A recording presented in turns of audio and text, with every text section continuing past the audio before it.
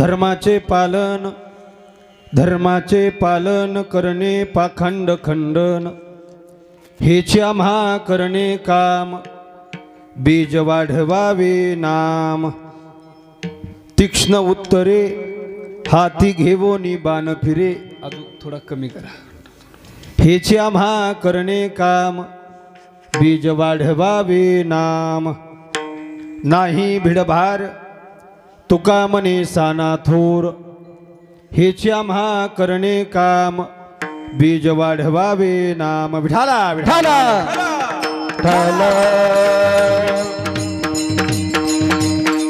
धर्माचे पालन करणे पाखंड खंडन हेचे आम्हा करणे काम बीज वाढवावे नाम नमो विठ्ठला राजया पांडुरंगा नमो रुक्मिणी माऊली ज्ञान गंगा नमो पुंडलिका नमो चंद्रभागा नमस्कार माझा रुक्मिणी पांडुरंगा पांडुरंगा करू प्रथम नमन पांडुरंगा करू प्रथम नमन पांडुरंगा करू प्रथम नमन पांडुरंगा करू प्रथम नमन दुसरे चरणा संताची या दुसरे चरण संताची या दुसरे चरण संताची या त्यांच्या कृपादान कथेचा विस्तार कृपादाने कथेचा विस्तार त्यांच्या कृपादान कथेचा विस्तार कृपादाने कथेचा विस्तार बाबाजी सद्गुरुदास तुका बाबाजी सद्गुरुदास तुका बाबाजी सद्गुरुदास तुका ओम नमो ज्ञानेश्वरा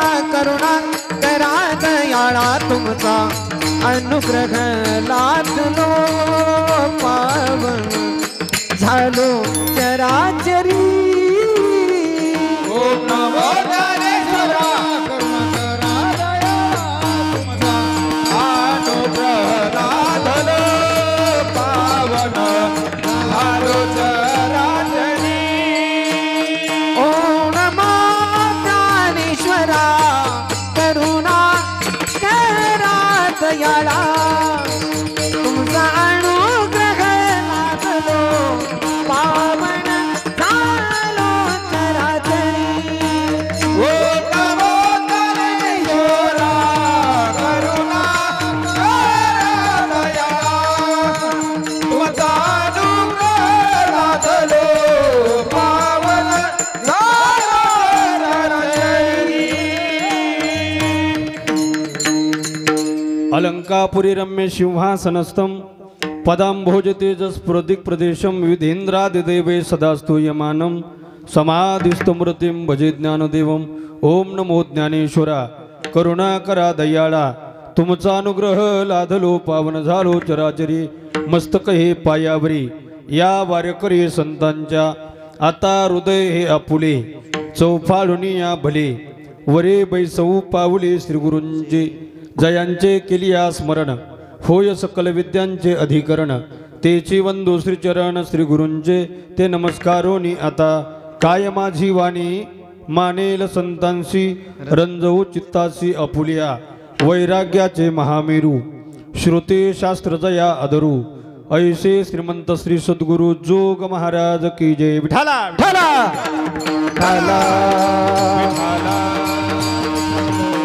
रायगडी मंदिर वसे माझा राया रायगडी मंदिर वसे माझा राया चरणासी अर्पितो अजन्म ही काया जगदीश्वराशी जोडली ज्याची ख्याती प्रथम वंदितो तुम्हा शिवछत्रपती विठाला विठाला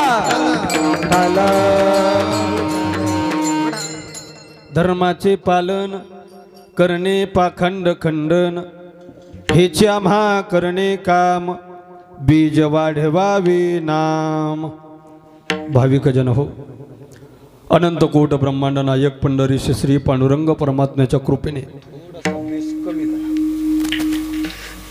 संत सम्राट विश्वमाऊली ज्ञानोबराय जगद्गुरु श्री संत तुकोबराय शांती ब्रह्मश्री संत एकनाथ महाराज आदी करून सर्व वारकरी संतांच्या कृपाशीर्वादाने परमपूज्य ब्रह्मीभूत गंगा भारती बाबा यांच्या कृपाशीर्वादाने आणि त्यांच्याच पुण्यतिथीच्या निमित्ताने पवित्र पावन भूमीमध्ये पाटोदा नावाचं हे गाव आणि या पवित्र भूमीत बाबांच्याच पुण्यतिथीच्या निमित्तानं गेल्या अनेक वर्षापासून चालत असलेला भव्य दिव्य अखंड हरिनाम सप्ताह याही वर्षी तेवढ्याच जोमानं, तेवढ्याच जोशानं, तेवढ्याच उत्साहाने अखंडपणे पार पडतोय. म्हणून याला खऱ्या अर्थानं अखंड हरिनाम सप्ताह असं म्हणतात. सज्जनांनो, यात हरिनाम आहे म्हणून हा सप्ताह आहे, नाहीतर हा हप्ता आहे. विठाला विठाला विठाला विठ्ठल विठ्ठल. उपस्थित उत्कृष्ट आणि दिग्गज गुणीजनांच्या उपस्थितीमध्ये समापन्न होत असणाऱ्या सप्ताहाचा आजचा 5वा दिवस आहे. आणि आजच्या कीर्तनाकरता उपस्थित असणारे सर्व गुणीजन महाराज मंडळी सुंदर गोड अशी चाल ज्यांनी गायली. मला इथं आल्यावर कळलं आमच्या ब्रह्मा महाराजांचं गाव हे आहे. ब्रह्मा महाराजांचं नाव माहीत नाही असा जिल्हा नाही, पण त्यांचं गाव मला सुद्धा माहीत नव्हतं. महाराष्ट्रातील लाखो लोक ज्यांच्या आवाजाचे चाहते आहेत. माणूस दिसायला भोळा आहे, परंतु महाराष्ट्रातील लाखो लोकांची, लाखो श्रोत्यांची मनं त्यांनी जिंकलेली आहे. असे आमचे परमस्नेही ब्रह्मा महाराज. त्यांच्यासोबत सुंदर गोड चाल ज्यांनी गायली असे आमचे दुसरे येवले महाराज. भजनी मंडळी, गावकरी मंडळी, सर्वच महाराज मंडळी. उत्कृष्ट मृदंग वादनाची साथ करण्याकरता या ठिकाणी उपस्थित असणारे मृदंग विशारद हरिभक्तपरायण आमचे राजू महाराज जाधव. कीर्तनाकरता उपस्थित सर्व बाल वारकरी, टाळकरी महाराज मंडळी. आपल्या सप्ताहामध्ये पहिल्या दिवशी ज्यांची कीर्तन सेवा झाली असे हरिभक्तपरायण कृष्णा महाराज खवल. आपल्याच गावातील एक अनमोल रत्न, ते सुद्धा आळंदीला आहे, आमचे जीवन महाराज. बरोबर ना? जीवन महाराज खवल. तुमच्या गावची परमार्थाची परंपरा ब्रह्मा महाराज अजिबात खंडित होणार नाही. ज्या गावावरती गंगा भारती बाबांसारख्या महान विभूतींची कृपा आहे त्या गावाची आध्यात्मिक परंपरा कधी खंडित होणार नाही. आणि बाबांच्याच पुण्यतिथीच्या निमित्ताने चालणारा हा कार्यक्रम. उपस्थित सर्व गायनाचार्य महाराज मंडळी, कीर्तनाच्या निमित्तानं उपस्थित असणारे आपण सर्व श्रोतेजन, त्यामध्ये महिला मंडळ, पुरुष मंडळ, तरुण मंडळ, माझ्या समवेत उपस्थित असणारे आमचे चुलते जिजाभाऊ देठे, त्याचबरोबर तुम्हा सर्व मायबाप श्रोत्यांच्या दर्शनाचा योग ज्यांच्यामुळे मला प्राप्त झाला असे आमचे परमस्नेही रामजी खवल यांनी मला फोन केला. म्हणे महाराज आमच्या इथं तुम्हाला कीर्तनाला यावं लागतं. रामजींचा फोन आला म्हटल्यावर नाही मनाची हिंमत झालीच नाही, लगेच हो म्हणालो. आणि लगेच त्या ठिकाणी मी त्यांना तारीखसुद्धा दिली. दुसरी या ठिकाणी प्रमुख उपस्थिती आमचे परमस्नेही मित्र नवल सर. आपल्या परिसरातलं एक नावाजलेलं व्यक्तिमत्व. सरांना सांगितलं, व सर बरेच दिवस झाले तुम्ही माझं कीर्तन शूटिंग केलं नाही. शूटिंगचं निमित्त पण सरांना मी भेटी करता बोलवलं आणि सर लगेच या ठिकाणी हजर झाले. मी सरांनाही मनापासून धन्यवाद देतो. मी कीर्तन थोडं शांत रसात करण्याचं एवढंच कारण आहे, ते तिकडं वाट्यावर एवढ्या लांब कोंब बसले मला काही कळलं नाही. चटाई तरी कमी दिसायली मागं असं. मी महाराज दक्षिणा मागणारा नाही, त्यामुळे दूर बसायचं असं काय कारण नाही. ज्यांना वाट्यावरचे जर शक्य झालं तर या, जर उठून येता आलं तर. ज्यांना उठायला खूप त्रास होतो त्यांनी नाही आलं तरी चालेल. ज्यांना तटकन उठता येईल त्यांनी तटकन उठान पुढे या. कोणीही तुमच्याकडून दंड घेणार नाही. वा वा, शाबास शाबास. निघाले निघाले. तुम्ही सगळे इकडे बघा गड्या, वट्यावरची इकडे येतात, ते इकडे आल्यावर बघा त्यांच्याकडे. सुंदर असं वातावरण आहे. गाणारे सुंदर आहे, वाजवणारे सुंदर आहे. विनेकरी बाबा आहेत, मृदंगाचार्य महाराज आहे. सुंदर गोड आवाज तुम्हा सगळ्यांच्या कानापर्यंत पोहोचवण्याचं काम करणारे गणपती मंडप पाटोदावा गावातलेच आहे का? वा वा, सुंदर साऊंड सिस्टम आणि गुणीजनांसाठी सगळ्यांनी एकदा जोरदार टाळी वाजवा. गाणारे गोड आहे, वाजवणारे गोड आहे, साऊंड सिस्टमचा आवाज देणारे सुद्धा गोड आहे. परंतु कीर्तनकार धोड असल्यामुळे तुम्हाला गोड करून घ्यावं लागेल. याची काळजी घ्यायची असं वाटत असेल तर जास्तीत जास्त संख्येनं मागं बसलेल्यांनी पुढे या. सर्वांनी सर्वांगाचे कान करून ऐका. विठाला विठाला विठाला. आता हार काढला तर चालेल ना? ब्रह्मा महाराज एवढा सुंदर हार आहे, तो काढा सुद्धा वाटत नाही. एवढा सुंदर आहे, एवढा सुंदर माझ्या लग्नात सुद्धा नव्हता. म्हणून आमचे रवी महाराजांनी माईक बाजूला ठेवून 4 फोटो काढले माझे, म्हणजे सकाळी सासरे बोला पाठवता येईल. सुंदर असं वातावरण आहे. हार छान आहे, पण मी असं ऐकले कुणाच्या तरी हारामध्ये त्यामुळे मला भीती वाटते. विठाला विठाला विठाला. हा हार कीर्तन करायला का घातला जातो महाराज माहिती आहे? हा हार कीर्तन करायला ज्यावेळी घातला जातो तो हार घालणारा आणि तो हार कीर्तन करायला दोन गोष्टी शिकवत असतो. तो हार कीर्तन करायला म्हणत असतो, वारकरी संप्रदायाच्या व्यासपीठावर तुझ्या गळ्यात हार पडला, आयुष्यात कधीच कुणापुढे हार मानू नकोस. आणि हार घालणारा काय म्हणतो माहिती का? कुठे पवन? हा तिकडे बसला. हार घालणारा म्हणतल्या म्हणत काय म्हणतो माहिती का? आज तुझ्या गळ्यात हार घातला, मरेपर्यंत असाच हार घालण्याच्या लायकीचा राहा. बिचारे लोक आपल्याला हार घालतायत. ज्याला हार घातला जातो ना त्यानं खरंच आपण हार घालण्याच्या पात्रतेचं राहावं लागेल. विठाला विठाला विठाला विठाला विठाला विठाला. सुंदर अशा वातावरणामध्ये समापन्न होत असणाऱ्या अखंड हरिनाम सप्ताहामधील 5व्या दिवशीचं कीर्तन पुष्प प्रभूचरणी भगवत चरणी समर्पित करण्याच्या निमित्ताने निवडलेला अभंग जगद्गुरु जगदवंदनीय संत श्रेष्ठ संत शिरोमणी महाराष्ट्र भूषण वैराग्य मूर्ती साधकांचे मायबाप, देहू निवासी देहूचे सुप्रसिद्ध साधू, हिंदवी स्वराज्य संस्थापक राजाधिराज छत्रपती शिवरायांचे खरे गुरु, वारकरी संप्रदायाचे कळस, ज्यांनी जीवनात कधीच केला नाही तुमच्या आमच्यासारखा भजनाचा आळस, पंचमवेद निर्माते, मानवी देह घेऊन निजधामा गेले, निळामणे सकळ संता तोषविल्यासा ज्यांचा अधिकार नव्हे नव्हे, तुका जरी सहज बोले वाणी, त्याचे घरी वेदांत वाहे पाणी. दिसायला सामान्य पण असायला मात्र असामान्य असणारे अधिकार संपन्न महात्मे जगद्गुरु तुकोबर यांचा 4 चरणाचा भंग सेवेकरिता निवडलेला असून आजच्या भंगाच्या द्वारा जगद्गुरु श्री संत तुकोबर धर्माच्या पालनाच्या संदर्भानं सुंदर असं चिंतन प्रतिपादन करताय. विठाला विठाला विठाला विठाला. जगद्गुरु तुकोबरांच्या भंगाच्या माध्यमातून सांगतात की बाबांनो, आम्ही जन्माला आल्याच्या नंतर किंवा अवतरित झाल्याच्या नंतर जे महत्वाचं काम करतो ते म्हणजे धर्माचे पालन करणे, पाखंड खंडन. धर्माचं पालन करून पाखंडी वृत्तीचं खंडन करण्याकरिता आम्ही या भूतलावर जन्माला येतो. हे काम केल्यानं आमच्या नामरूपी, संप्रदाय रूपी आणि धर्मरूपी बीजाचं नाव वाढत असतं. धर्माच्या पालनाचं पवित्र काम करताना तीक्ष्ण अशा शब्दरूपी बाणाचं शस्त्र आम्ही हाती घेऊन फिरू आणि या पवित्र कार्यात कसल्याही प्रकारचा भेदभाव न करता, भीडभार न राखता, उच्च वर्णीय असो अथवा नीच वर्णीय, लहान असो अथवा मोठा, नर असो अथवा नारी, हा भेद समूळ नष्ट करून सगळ्यांना एकत्रित करून एक संघ करून धर्माच्या पालनाचं पवित्र काम आम्ही पुढे घेऊन जाऊ असं जगद्गुरु तुकोबर आहे आजच्या भंगामध्ये म्हणताय. विठाला विठाला विठाला विठाला विठाला. पहिल्यासारखं करा. 4ही चरणाचा भावार्थ तुम्हा सगळ्यांना कळाला असं गृहीत धरून पुढे बोलायला काय हरकत?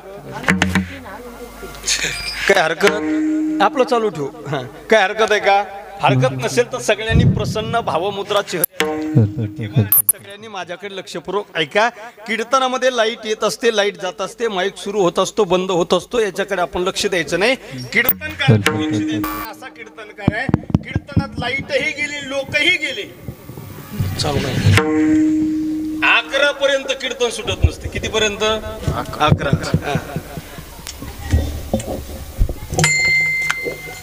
आज कीर्तनाच्या श्रोत्यावर परिणाम आहे, कारण शाळेतला मफलर पण मला का हे तुम्हाला राहू द्या. सांस्कृतिक कार्यक्रम शाळेमध्ये चालू आहे. पहिल्यासारखं करा दादा याला आवाज. विठाला विठाला विठाला विठाला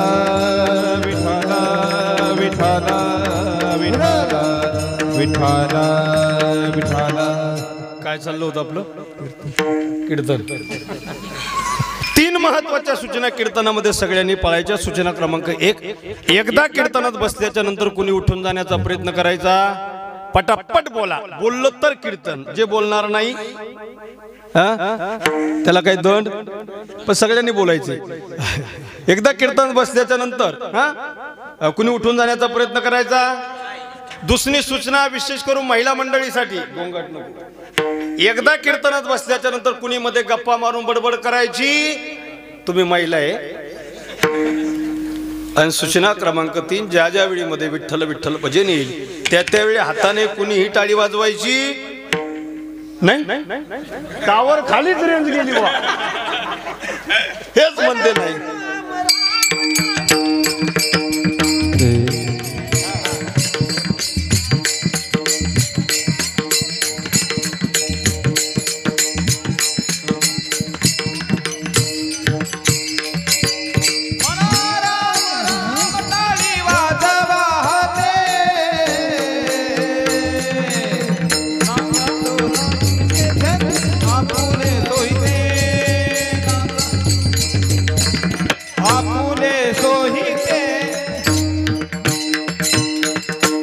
ज्या ज्या वेळी भजन येईल त्या त्यावेळी सर्वांनी टाळी वाजवून भजन करायचं. गेन थोडा कमी करा.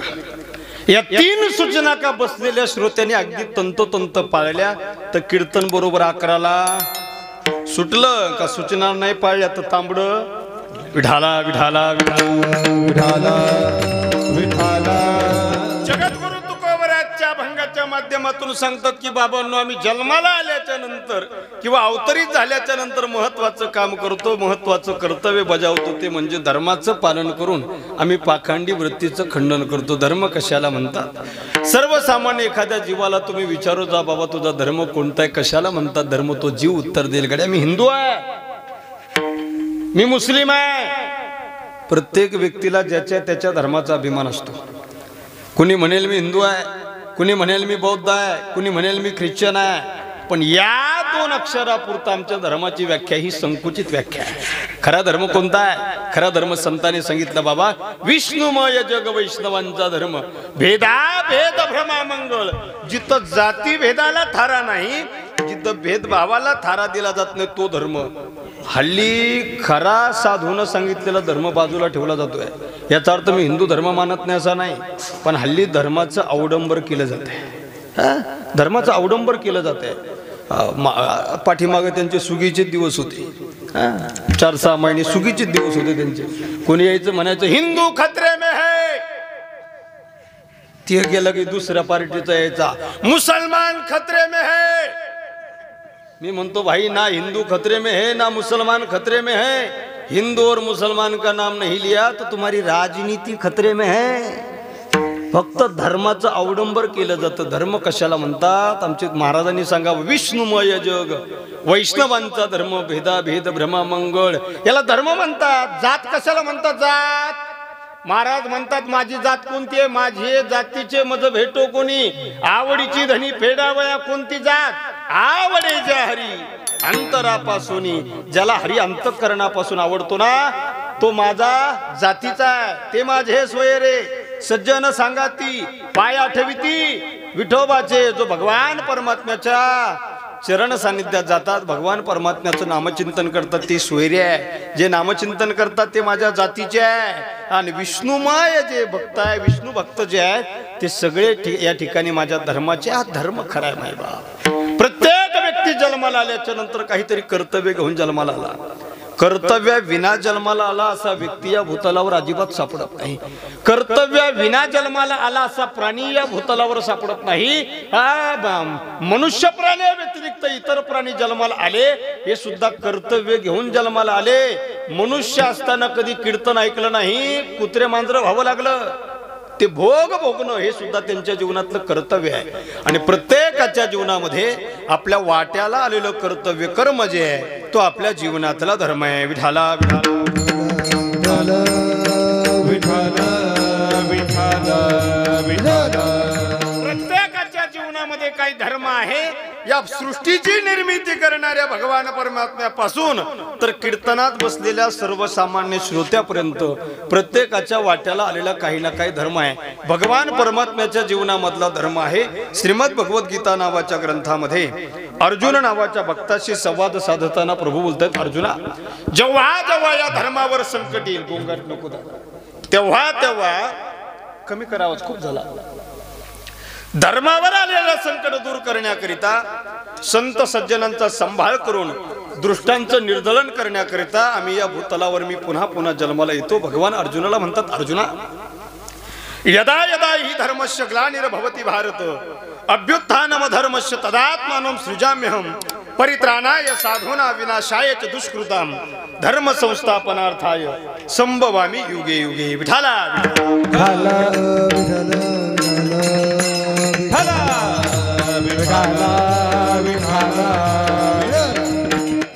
धर्मावर आलेलं संकट दूर करण्याकरता. आवाज कमी करावा दादा, मी इथून बोलतो तरी आवाज लोकांना हनुमान. आणि संत सज्जनांचा संभाळ करून दृष्टांचं निर्दलन करण्याकरता मी या भूतलावर पुन्हा पुन्हा जन्माला येतो.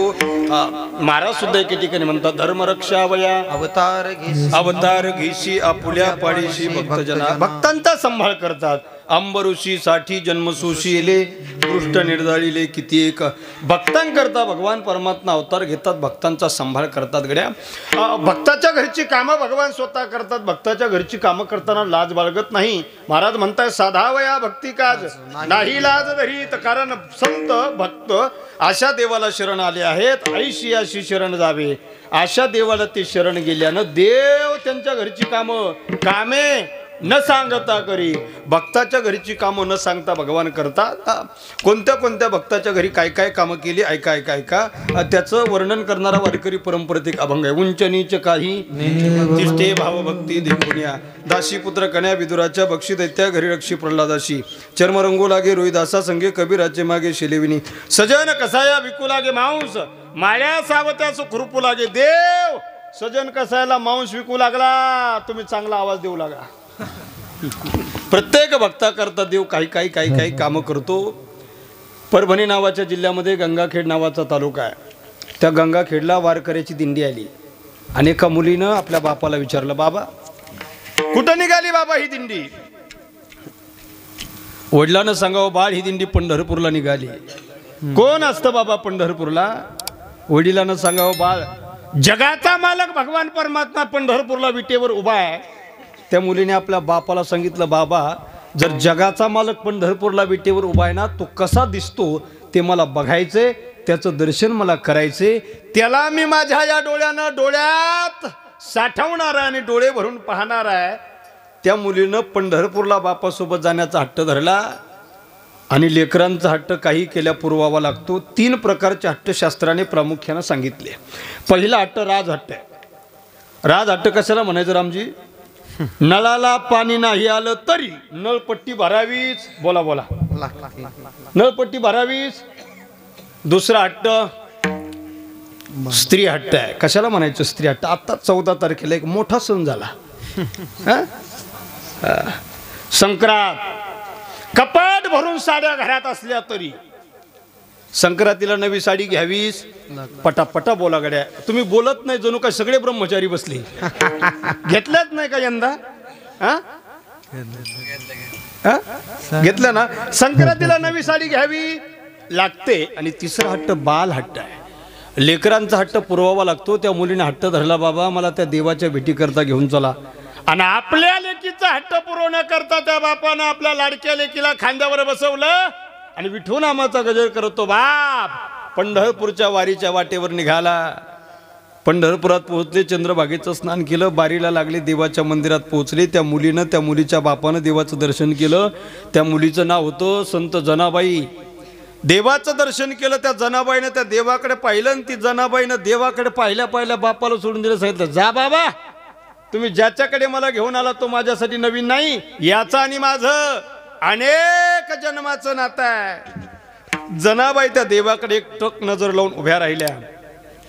पाहता श्रीमुख सुखावले सुख डोळियाची भूक नवजे. माझ्या जनाबाईची एक टक नजर देवाकडे लागलेली आहे. जनाबाई देवाकडे पाहताय आणि देव जनाबाईकडे पाहतायत. जनाबाईनं जणू देवाला आपलंसं करून घेतलं होतं आणि देवानंही जनाबाईला आपलंसं करून घेतलं होतं. देवाचं सावळ रूप पाहता पाहता जनाईच्या डोळ्यात पाणी आलं. कंठी प्रेमदाटी नयनी नीर लोटे हृदयी प्रगटे रामरूप. आणि रडणाऱ्या जनाबाईला बापाने सांगावं, बाळ जना, जावं लागेल आपल्याला, परत गावी परतावं लागेल. देवाचं दर्शन झालं तरी तर थांबायचं नसतं. जनाबाईनं सांगितलं, बाबा मी आतापर्यंत माझ्या बापाकडे राहिले, पण इथून पुढचा आयुष्याचा कार्यकाल मला जगाच्या बापाच्या चरण सानिध्यात खर्च करायचा. बाबा तुम्ही गावी जा आणि मला या देवाच्या दरबारात ठेवा. कोणता बाप आपल्या तरण्याबाण मुलीला मंदिरात सोडून निघून जाईल? बोला बोला. जनाईच्या वडिलांना विनंती करावी, बाहेर जाणं आपल्याला जावं लागेल, परतावं लागेल, मंदिरात थांबून चालणार नाही. जनाबाईच्या वडील विनंती करतायत, जनाबाई ऐकायला तयार नाही आणि जनाई ऐकणारच नाही. म्हणून जनाईच्या बापानं जनाबाईला मंदिरात सोडून निघून जाण्याचा निर्णय घेतला. जनाईचे वडील निघाले पण डोळ्यात पाणी आलं महाराज, पाणी आलं. आणि साहजिक आहे महाराज, एखादा बाप आपल्या लेकीला सासरी पाठवताना जेवढा दुःखी होत नाही ना, त्याही पेक्षा अधिक दुःखी जनाईचा बाप झाला होता. कारण हा बाप आपल्या लेकीला सासरी पाठवत नव्हता, तर देवाच्या मंदिरात सोडून निघालाय. डबडबल्या डोळ्यानं बाप निघाला. आता जनाबाईच्या डोळ्यातही पाणी आहे आणि जनाईच्या बापाच्या डोळ्यातही पाणी आहे. पण जनाबाईच्या बापाच्या डोळ्यातलं पाणी जनाबाई नावाच्या लेकीसाठी आहे आणि जनाबाईच्या डोळ्यातलं पाणी जगाच्या मालकासाठी, विटेवरच्या पांडुरंगासाठी आहे. जनाबाईचे वडील निघाले, नामदेवराय मंदिरात आले. नामदेवराय जनाईच्या वडिलाला म्हणाले, ओ बाबा रडू नका, तुमच्या मुलीचा मी या पंढरपुरात लेकीसारखा सांभाळ करतो. जनाबाईचे वडील खुश झाले. जनाबाईचा हात जनाबाईच्या वडिलानं नामदेवराय नावाच्या संताच्या हातात दिला आणि जनाबाईच्या जीवनाचं कल्याण झालं. जीवाचा हात का संताच्या हातात गेला तर जीवाचं कल्याण होत असतं. इथं जमलेल्या आईंनो आणि इथं जमलेल्या वडिलांनो, एक वाक्य घरी घेऊन जा. आपल्या लेकरांच्या आयुष्यात आपल्या लेकरांचा हात नेहमी चांगल्या लोकांच्या हातात द्या. आपल्या लेकराचं कल्याण झाल्याशिवाय राहणार नाही. आणि आपल्या लेकराचा का हात चुकीच्या लोकांच्या हातात गेला तर सत्यानाश झाल्याशिवाय राहणार नाही. लोक म्हणते, महाराज आम्हाला तिथं पोरगी द्यायचीच नव्हती, पण ते मावचा पाहुणा ऐकनाच. सत्यानाश. नामदेवराय जनाबाईला घरी घेऊन गेले. 14 लोकांचं कुटुंब नामदेवांचं. सगळ्याचा स्वयंपाक जनाबाई करायच्या. जात्यावर दळण जनाबाई दळायच्या, गौऱ्या जनाबाई थापायच्या. सगळ्या कामात मदत करायला देव विटेवरून जनाबाईकडे नामदेवांच्या घरी यायच्या. महिला मंडळीच्या पुढे जाऊन सांगू, एकदा जनाबाईच्या डोक्यात वा झाल्या, इकडे होतात का म्हणजे आम्हाला सावध राहायला. तसा मी फेटा बांधलेला आहे, होतात का इकडे? हा, महिला मंडळ हे जुन्या आजी आहेत ना, या फार इमानदार आहेत. त्या म्हणतात होतात. पाठीमागच्या महिला म्हणतात नाही होत नाही. वा वा. जनाबाईच्या डोक्यात वा झाल्या की जगाच्या मालकाने यावं. भक्ता करता कोणतंही काम करावं लागलं तर तो करतो. ते काम करताना लाजत नाही, कारण हा भगवंताच्या जीवनातला धर्म आहे. विठाला विठाला विठाला. भगवान परमात्मा आपल्या जीवनातील धर्माचं पालन करतो आणि भगवान परमात्म्याप्रमाणे या भूतलावर जन्मलेले साधू अथवा संत आपल्या जीवनातील धर्म पाळतात. गड्या काय आहे साधूच्या जीवनातला धर्म? महाराज म्हणतायत, बुडत हे जन न देखावे डोळा, येतो कळवळा म्हणून या भूतलावर जन्मलेल्या प्रत्येक अज्ञानी पामर अनाथ जडजीवांचा उद्धार करण्याकरता साधू या भूतलावर जन्माला येतात. जगात जेवढे संत झाले नाही तेवढे एकट्या भारत देशात झाले, आणि जगात जेवढे संत झाले नाही तेवढे एकट्या महाराष्ट्रात झाले. पण आपल्या महाराष्ट्राला संताची भूमी असं म्हणतात. वारकरी इमारतीचा पाया रचणाऱ्या माऊली ज्ञानोबरायांपासून तर ज्यांची पुण्यतिथी आपण करतोय अशा आपल्या गंगा भारती बाबांपर्यंत शेकडो हजारो संतांची संत परंपरा आमच्या महाराष्ट्रानं संपूर्ण विश्वाला प्रदान केली. संत कुणाला म्हणतात गड्या? जे जन्माला आल्याच्या नंतर कधी स्वतःचा विचार करत नाही, ज्यांचं जीवन केवळ परार्थाकरिता, ज्यांचं जीवन केवळ जगत कल्याणाकरता. महाराज म्हणतात बाबा त्यांचं घर वैकुंठात आहे, पण ते इथं उपकार करण्याकरिता आले. आम्ही वैकुंठावासी आलो याची करणाची, बोलिले तेरुची जात भावे वर्ताया. आम्ही वैकुंठावासी आलो याची करणाची,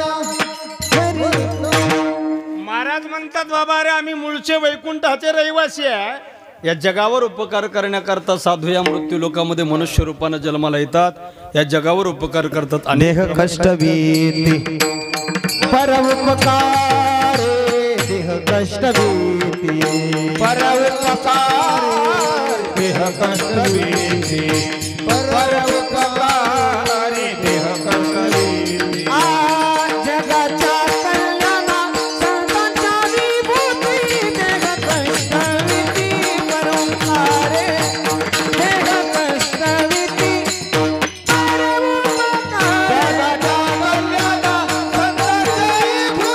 देह कष्ट भीती परोपकार देह कष्ट भीती महाराज म्हणताय जगाच्या कल्याणा संतांच्या विभूती देह कष्टभीती परोपकारे किंवा इथे उपकारासाठी आले घराच्या वैकुंठी किंवा तुम्ही संत माये बाप कृपावंत काय मी पतित कीर्तिवानू किंवा काय सांगू आता संताचे उपकार मज निरंतर जागविती किंवा केले उपकार सांगू मी काय बाप न करी ऐशी माय किंवा महाराज म्हणतात तुका म्हणे काय होऊ तर आई जीव ठेवू पायी संताची किंवा अनेक प्रमाण आहे संत या जगतावर उपकार करतात गड्या आणि जे या जगावर उपकार करतात कधी स्वतःसाठी न जगता जगत कल्याणा करतात ते जगतात ते फक्त संत नाही तर खरे संत आणि जे फक्त स्वतःच्या पोटा करता जगतात ते खोटे संत वेळ वाया घालवत नाही पोटासाठी संत झाले कलित महाराज कीर्तनाचे किती पैसे द्यावे लागतील ते म्हणतं डिझेल 3चं लागत आहे ड्रायव्हर 500 घेतो अंतर खूप आहे जालन्याचा असलं ते म्हणतो मला धाराशिववरून यायचंय 11 घ्यावे लागतील पैशाचा आकडा बोलल्याशिवाय डायरीत तारीख लिहून घेत नाही पोटासाठी संत म्हणून मी ठरवलेच नाही मी तुमच्या गावचं नाव खूप दिवसांनी ऐकून होतो रामजी उदार अंतकरणाचं गाव आहे लोड घेऊ नका मी घरी येताना सांगून आलो की मी पाहुण्यांकडे चाललो म्हणून लोड घेऊ नका ज्यांचं जीवन स्वतःच्या पोटा करतात ते डुप्लिकेट संत आणि ज्यांचं जीवन जगत कल्याणा करतात ते ओरिजिनल संत माझ्याकडे वेळ कमी आहे म्हणून मी थोडक्यात घेतो माझ्याकडे वेळ कमी असल्यामुळे मला कमी बोला जास्त रन काढायचे लक्षपूर्वक ऐका जसे संताचे 2 प्रकार आहे तसे वारकऱ्याचे 2 प्रकार एक ओरिजिनल आणि दुसरे लवकर बोला डुप्लिकेट ओरिजिनल वारकरी डुप्लिकेट वारकरी कशाला म्हणायचं ऐका एका गावात कलेक्टर आला आणि कलेक्टरने भाषण करायला सुरुवात केली बंधू आणि भगिनींनो शासनाचा एक नवीन GR आलाय ज्याच्या ज्याच्या गळ्यात पवित्र तुळशीची माळ त्याला 5-5 लाख रुपये बक्षीस मिळणार राजू महाराज रात्यात टेम्पो भरला चला पंढरपूरला चला आळंदीला चला पैठणला खाणार पिणार ढाबे ढुबे बंद करून एका एकानं गळ्यात 10 माळी घेतल्या दुसऱ्या दिवशी कलेक्टरच्या पुढे 1000 ताट बाप जन्मी पठ्ठ्यानं कधी कीर्तन करायला हार आणला नाही कलेक्टरला हार फटाके वाजून स्वागत कलेक्टरच्या समोर रुबाबात बसले कधी एकदा साहेब माईक घेतील भाषण करतील GR ची अंमलबजावणी करतील कधी एकदा खात्यावर पैसे पडतील सगळे आतुर झाले साहेबांना दुसऱ्या दिवशी रुबाबात माईक घेतला आणि साहेबांनी भाषण करायला सुरुवात केली बंधू आणि भगिनींनो शासनाचा कालचा जो GR होता एवढ्यातच अर्ध्यानं चक्कर आली तो अचानक रद्द झाला त्याच्यात एक जण म्हणलं तुला म्हणलं होतं माळकऱ्याच्या नको नादी लागू गेलं का नाही आळंदीचं भाडं पण शासनाचा एक नवीन GR आला पंचक्रोशीतल्या प्रत्येक गावाला 5-5 पूल पावसाळ्याच्या आधी बनवायचे आणि एका एका पुलाखाली 10 माळकरी गाळायचे म्हणतात तटातट माळा तोडल्या लोकांनी तरी काहींच्या गळ्यात माळी आहे कलेक्टर साहेबांनी त्यांना सांगितलं का हो तुमच्या गळ्यात माळ दिसते त्याने सांगितलं हो कलेक्टर साहेब आम्हाला पुलाखाली गाडा नाही तर फासावर लटकवा आम्ही आमच्या गळ्यातली माळ काढणार हे ओरिजिनल वारकरी आणि वारकरी संप्रदाय खऱ्या वारकऱ्यांचा आणि खऱ्या संतांचा संप्रदाय विठाला दुर्दैव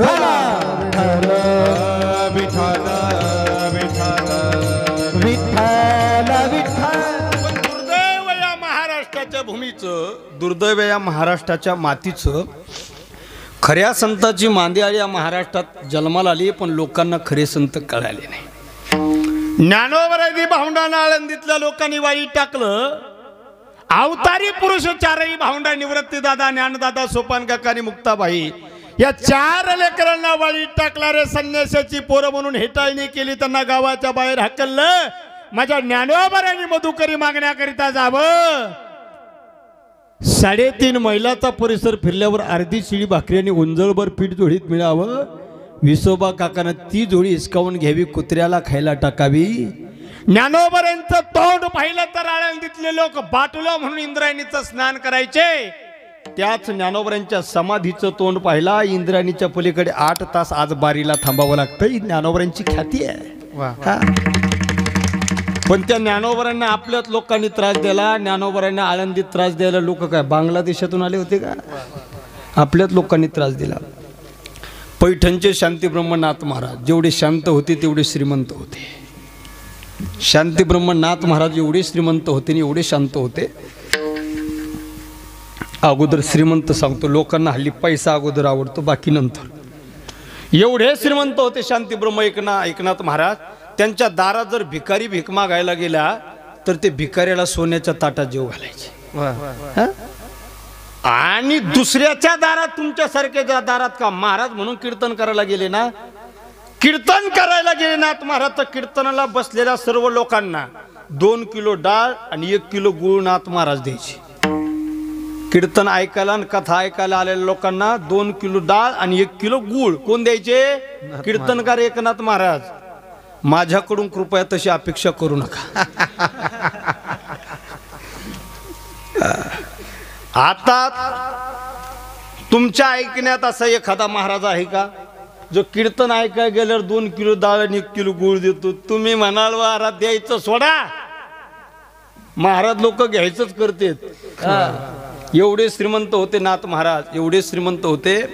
त्या नाथ महाराजाच्या अंगावर यवन थुंकला. यवन किती वेळा थुंकला? यवन अंगावरी थुंकला, प्रसाद देऊन मुक्त केला. 108 वेळा थुकला. थुंकी संपली, सगळ्यांना प्रसंग माहिती आहे. यवन अंगावर थुंकला. थुकणारा यवन होता, पण त्याला नाथाच्या अंगावर थुंकायला लावणारे आपले होते महाराज. ते काय पाकिस्तानातून आले ते काय नाथांना त्रास द्यायला? अजिबात नाही. आपल्या लोकांनी त्रास दिला. देहूमध्ये तुकोबऱ्यांना त्रास कोणी दिला? आपल्या लोकांनी दिला. आपल्या तुकोबऱ्यांना वाटलं या लोकांना आपण कर्ज वाटलेलं आहे म्हणून लोक त्रास देत असेल. कर्ज लिहिलेल्या सगळ्या वह्या एकत्रित केल्या, इंद्रायणीच्या डोहात बुडवल्या आणि बिना GRची जगातली पहिली कर्जमाफी तुकोबऱ्यांनी केली. GR काढला नाही, कॅबिनेट घेतली नाही, कुणाचा सल्ला घेतला नाही, ना थंब ना अंगठे ना जोडी, डायरेक्ट अंमलबजावणी. तरी लोकांनी त्रास देणं थांबवलं नाही. तुकोबऱ्यांना वाटले लोक का त्रास देतात? तुकोबरे परमार्थ करत होते म्हणून नास्तिक लोकांनी तुकोबऱ्यांना त्रास दिला असं जर तुम्हाला वाटत असेल तर गैरसमज आहे तुमचा. जेवढा नास्तिकांनी तुकोबऱ्यांना त्रास दिला ब्रह्मा महाराज, तेवढाच माळकऱ्यांनी दिला. माळकरी काय साधे असतात काय? माळकरी लय डेंजर. एका महाराजानं तुकोबऱ्याला काठीनं मारलं. त्याचं नाव मंबाजी बुवा. तुकोबऱ्याने त्याचे हातपाय दाबले, त्याला भजनात घेऊन आली. एवढा नम्र भाव दाखवला महाराज, तरी लोकांना कळलं नाही. तुकोबऱ्याला वाटलं हे लोक आपल्याला परमार्थ करू देत नाही. आता काय परमार्थ सोडायचा का? नाही. आता या लोकांताचा त्याग करायचा, एकांतात जाऊन भजन करायचे. एकांतात जाऊन भंडाऱ्या डोंगरावर, भामचंद्र डोंगरावर, भोराडेश्वर डोंगरावर जरदिनी जाऊन महाराज भजन करायचे. महाराजांनी भंडाऱ्या डोंगरावर भजन करण्याकरता, साधना करण्याकरता जावं आणि तुकोबऱ्यांच्या पत्नीनं भंडाऱ्या डोंगरावर भाकरी घेऊन जावं. भजन करणाऱ्या मालकाला भाकरी घेऊन जाणाऱ्या तुकोबऱ्याची पत्नी होती महाराज. याला खरी पतिव्रता स्त्री म्हणतात. भजन करत होते महाराज, काही काम धंदा करत नव्हते. दिनरजनी हाची धंदा, गोविंदाचे पवाडे, दुसरा धंदाच नाही. रात्रंदिवस हा महायुद्धाचा प्रसंग, हेच भजन, हेच युद्ध, हेच काम आहे. याच्याशिवाय दुसरं काही कामच करत नव्हते. आणि काम न करणाऱ्या, फक्त भजन करणाऱ्या मालकाला भाकरी घेऊन जाणारी तुकोबऱ्यांची पत्नी होती महाराज. ती आत्ताच्या महाराजाची बायको होती का? हल्ली कीर्तनाहून घरी गेलो, दार वाजवलं तर अगोदर आतूनच विचारते आजचं पाकिट किती आलंय. कमी आलं तर लवकर दार उघडत नाही. तुकोबऱ्याच्या पत्नीनं भंडाऱ्या डोंगरावर जावं, भाकरी घेऊन जावं. एकदा तुकोबऱ्याच्या पत्नी भंडाऱ्या डोंगरावर जाताना त्यांच्या पायात काटा मोडला. जगाचा मालक भगवान परमात्मा क्षणार्धात भंडाऱ्या डोंगरावर आला आणि तुकोबऱ्यांच्या पत्नीच्या पायातला काटा देवानं काढला. ऐका ऐका, ज्यांच्या पायातला काटा काढण्याकरता देव भंडाऱ्या डोंगरावर येतो, हा तुकोबऱ्यांच्या पत्नीचा अधिकार आहे महाराज. तुकोबऱ्यांचा अधिकार किती असेल तरी जुन्या पिढीच्या काही कीर्तनकारांनी कीर्तनात सांगितलं, तुकाराम महाराजाची बायको तुकाराम महाराजाला मारित होती पिस्तुल्या. तू आता कर पाहायला. आपल्या लोकांनी आपल्या संतांच्या चरित्राचं विकृत चित्रण केलं. हे लोक काय तुकोबऱ्यांना त्रास द्यायला लोक काय अफगाणिस्तानातून आलते का? तुकोबऱ्या भंडाऱ्या डोंगरावर गेले. आता गावातल्या लोकांना काही त्रास आहे का? काही त्रास आहे का? आता ब्रह्मा महाराज गावात जोरात चाल म्हणली तर म्हणते ना काही लई जोरात गात होते. हा पण आता ब्रह्मा महाराज दुसऱ्या जिल्ह्यात गायला गेलेत. काही गावच्या लोकांना काही त्रास आहे का? बोला बोला, काही त्रास आहे का? नाही हो. तुकोबऱ्या भंडाऱ्या डोंगरावर भजन करायला लागले, ते सुद्धा गावातल्यांना सहन झालं नाही. गावकरी लई खोडीचे असते. आमच्या तिकडचं सांगतो, इकडचं नाही. लई खोडीचे. भंडाऱ्या डोंगरावर गेले लोकांनी, ते भंडाऱ्या डोंगरावर गेले. देहूगावात एक नाचणारी बाई आली. तर आता एक नाचणारी बाई महाराष्ट्रात फिरते बघा. काय तिचं नाव? गौतमी पाटील. आशीचे गौतमी देऊत आली. लय हसला वागा. तुझं नाव काय? वैभव. लय हसू आलं वैभव. अशीच एक नाचणारी गौतमी देऊत आली. वैभव. आणि देहूच्या लोकांनी तिला विचारलं, तू कशासाठी नाचते? तिने सांगितलं, मी पोटासाठी नाचते. नाचते की मला पैसे मिळतात, त्यावर माझा उदरनिर्वाह चालतो. देऊतले लोक म्हटले, अशी तू नाचते, एक काम कर, इथून भंडाऱ्या डोंगरावर नाचत जा आणि तिथं भजन करणाऱ्या तुकारामांना मोह पाशामध्ये फसवण्याचं अडकवण्याचं काम कर. लागेल तेवढे पैसे आम्ही तुला बक्षीस म्हणून देतो. बिचारी ती पोटासाठी नाचत होती. नाचत नाचत भंडाऱ्या डोंगरावर निघाली.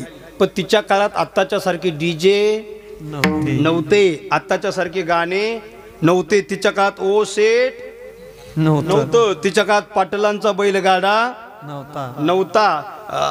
तिच्या आता ती नवीनच गाणी निघली, पाखरा आजाद केलं तुला. बरं, ब्रह्मा महाराज तेवढ्यावर आठवण वाटलं होतं. त्याच्या पुढं काय जोडलं माहिती का? मी आजाद केलेलं पाखरू तुझ्या. बोला वैभव. पिंजऱ्यात आलोय र. ते पाखरू आजाद करून पिंजऱ्यात गेलं.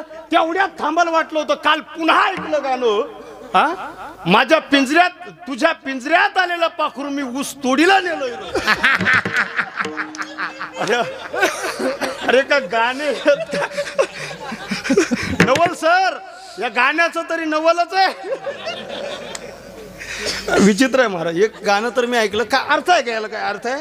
हा, आजाद केलं, पिंजऱ्यात आलं आणि ऊस तोडीला नेलं.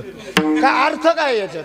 हे गाणं तर मी ऐकलं. मी हसलो. जुनं आहे ते, पण मी आत्ता ऐकलं. ते गाणं असं होतं, कचकच कांदा कापताना. हा, पुढे म्हणे पाहुणं जेवला का? मी म्हटलं पाहुणा आला, आधी पवनच्या घरी जेवला, नंतर उभा राहिला. पाहुणा उपाशी राहायला रिकाम आहे का? जमत नाही ना महाराज. बिना गाण्याची नाचत ती भंडाऱ्या डोंगरावर निघाली. तुकाराम महाराजांच्या जवळ पोहोचली. महाराजांनी नाचणाऱ्या स्त्रीच्या चेहऱ्यावरचे भाव पाहिले. तिला उत्तर दिलं, जाई व तू माते नकरी सायास आम्ही विष्णुदास तैसून होय. संतांना लोकांनी प्रचंड त्रास दिला, पण जगावर उपकार करण्याचा धर्म संतांनी सोडला नाही. अभंगाचं प्रथम धर्माचे पालन, धर्माचे पालन, धर्माचे पालन, धर्माचे पालन, धर्माचे पालन, धर्माचे पालन, धर्माचे पालन, धर्माचे पालन, धर्माचे पालन. जय हो. धर्माचे पालन, धर्माचे पालन, धर्माचे पालन, धर्माचे पालन,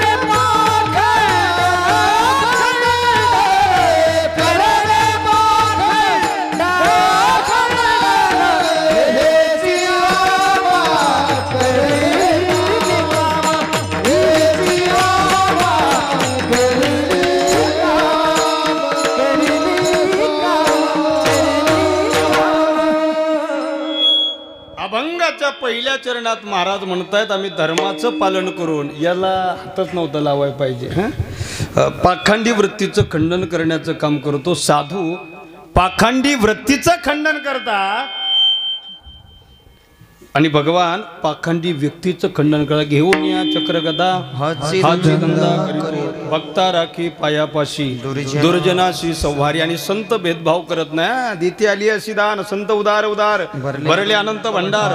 संताकडे भेद नाही. संत या जगावर उपकार करतात. जगावर उपकार करणं संत जीवनातला धर्म आहे गड्या. आपल्या महाराष्ट्रात जेवढे संत जन्मले तेवढे जगात जन्मले नाही. पैठणचे नाथ महाराज आणि जगातले भारतातले महाराष्ट्रात आणि महाराष्ट्रातले सगळे संत मराठवाड्यात. ज्ञानोबराय आळंदीला समाधिस्थ झाले पण जन्मले मराठवाड्यात. आमच्या जनाबाई जन्मल्या मराठवाड्यात, नामदेवराय जन्मले मराठवाड्यात आणि ज्ञानोबा तुकोबा निळोबा यांच्यानंतर अनेक संत मराठवाड्यात जन्माला आले महाराज. नगद नारायणगडाचे नगद नारायण महाराज, गंगा भारती बाबा, बीड जिल्ह्यामध्ये ऐश्वर्य संपन्न संत भगवान बाबा, गैनीनाथ गडाचे महंत वामन भाऊ महाराज. भगवान बाबा नावाचे महान तत्वज्ञ संत या महाराष्ट्रात जन्मले. मी भगवान बाबाला वैयक्तिक माझ्या जीवनात फार मानणारा माणूस आहे. भगवान बाबा की जे म्हटलं मा लोक असे पाहतात असे, पण भगवान बाबाची अशी ख्याती होती महाराज. भगवानगडचे भगवान बाबा अशी विभूती होते. आत्ता 8 दिवसापूर्वी भगवान बाबाची पुण्यतिथी झाली. आजचा 8वा दिवस आहे. काल 7 दिवस झाले. काल वामन भाऊंची पुण्यतिथी होती. भगवान बाबाची ख्याती होती बैसोनी पाण्यावरी वाचिली ज्ञानेश्वरी. भगवान बाबाचे पाण्यावर बसून ज्ञानेश्वरी वाचली. त्या भगवान बाबाची ख्याती अशी आहे, त्यांनी जीवनामध्ये लोकांवर झालेला अन्याय कधी सहन केला नाही. त्यांनी जीवनामध्ये पशुवर अन्याय होऊ दिला नाही. पशुबळी, बोकड वगैरे जे आपल्याकडे कापले जातात ना, ते भगवान बाबांनी बंद केले. त्याच भगवान बाबाच्या बीड जिल्ह्यामध्ये महिनाभरापूर्वी संतोष देशमुख नावाच्या सरपंचाची हत्या झाली. ऐकले तुम्ही? ऐकलं? केज तालुक्यातल्या मस्साजोगला. भगवान बाबाच्या जन्मभूमीत, कर्मभूमीत, पावनभूमीत, पुण्यभूमीत, तपस्वी भूमीमध्ये संतोष देशमुख नावाच्या सरपंचाची निर्घुणपणे हत्या झाली. आरोपी मोकाट होते, पळत होते इकडे तिकडे. ते आरोपी अटकही झाले, स्वतःहून अटक झाली. आणि ज्या दिवशी भगवान बाबाची पुण्यतिथी, त्याच दिवशी त्या वाल्मिक कराड नावाच्या आरोपीवर मोका नावाची कारवाई झाली. हे भगवान बाबाचा शाप आहे. ते भूमीत अन्याय सहन करतच नाही, सहन होत नाही. त्या भगवान बाबाला त्रास देणारे लोक कोणते होते? आपलेच होते ना महाराज. का आंध्र प्रदेशमधून आलते काय लोक? आपल्याच लोकांना त्रास दिला. वामन भाऊ महाराज नावाचे संत गैनीनाथ गडावर झाले. वामन भाऊ तर असे महान तपस्वी संत होते, तेजस्वी संत होते. वामन भाऊने शब्द बोलला की खरा व्हायचा. वामन भाऊच्या सप्ताहाचा मंडप टाकणं चालू होता आणि मंडप टाकताना ज्याच्या दारात टाकायचा ते म्हणे, अय बंद करा ते टाकायचं. म्हणे का? मला जायला यायला रस्ता राहू द्या. लोक गेले. वामन बोकड म्हणे, भाऊ ते काही मंडप टाकू देत नाही घरावाला. ते म्हणतो मला जायला यायला रस्ता राहू द्या. भाऊ म्हणे त्याला जायला यायला रस्ता राहू द्या. कुळ जळालं, कुळ. वंशात कुळात कुणी सुद्धा राहिला नाही. संताचे शब्द होते. वामन भाऊच्या मुखातून शब्द आला की तो खरा व्हायचा. ज्याला मुलगा होत नाही ते वामन भोकड गडावर जायचे. भाऊ त्याला नारळ द्यायचे, बुक्का लावायचे, सांगायचे जा आजच्या वर्षाला गडावर मुलालाच घेऊन ये. आता हे चांगलं काम आहे का वाईट आहे संताचं? चांगलंच आहे ना. निसंतानाला संतान प्राप्ती होण्याकरता नारळ देणं चांगलं आहे का वाईट आहे? चांगलंच आहे. व्यसन सोडणं चांगलं आहे का वाईट आहे? एकाल म्हणलं असं बिड्या फुकीनं चांगलं नाही, दारू पिणं चांगलं नाही. ते म्हणे का कीर्तनाचे अर्धे पैसे देतात का आम्हाला? लोक विचित्र आहे मला. आमच्या गावात एक पोरग येऊ घ्या आमच्या तिकडचं सांगतो, इथला असतं ते असं आहे. ते 5 गोवा संघच खातो. किती? 5. त्यांनी एके दिवशी अशा 5 गोवा हातावर काढल्या आणि मायापुढं असं ते गोवा ते पाहत होतो. मी म्हटलं येऊ घ्या तू लाज नाही वाटत? मी महाराज मायापुढं गोवा खातो. ते म्हणजे जा मी माझ्या बापाला भेट नाही, तुला भेटो काय? विचित्र आहे महाराज, विचित्र आहे. तेवढ्यात त्याचा बाप आला आणि ते गोवा होती ना अशा हातावर काढते, हाताचा माग घेतला, जागेवर धरला. मी म्हटलं येऊ घ्या तू आताच म्हणला बापाला भेट नाही, हात माग का बरं घेतला? ते म्हणे महाराज मी त्याला भेट नाही, ते नालायक याच्यातली अर्धी मागतो. विचित्र आहे, विचित्र आहे लोक. बरं हे लोकांची व्यसनं सोडणं चांगलं आहे का वाईट आहे? चांगलं आहे. वामन भाऊ नारळ द्यायचे, त्याला मुलगा व्हायचा. एक श्रीमंत मारवाडी वामन भाऊकडे आलं. भाऊला म्हणे भरपूर संपत्ती माझ्याकडे, फक्त एका गोष्टीचं दुःख आहे, वंशाला दिवा नाही. भाऊ म्हणे काळजी करू नको, चिंता करू नको, परेशान होऊ नको.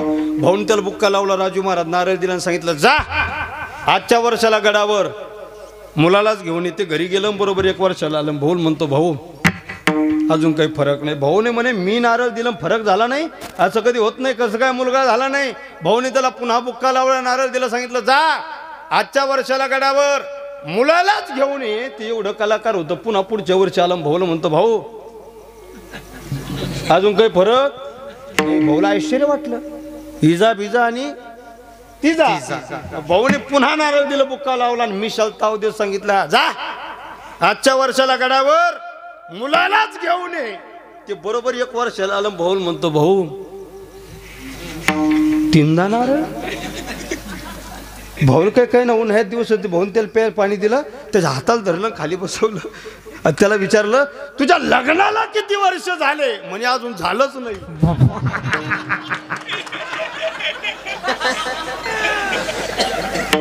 संत या जगावर उपकार करायला बसले. पण उपकार करणाऱ्या संतांना आम्ही ओळखू शकलो नाही. आम्ही संतांना त्रास दिला. विठाला विठाला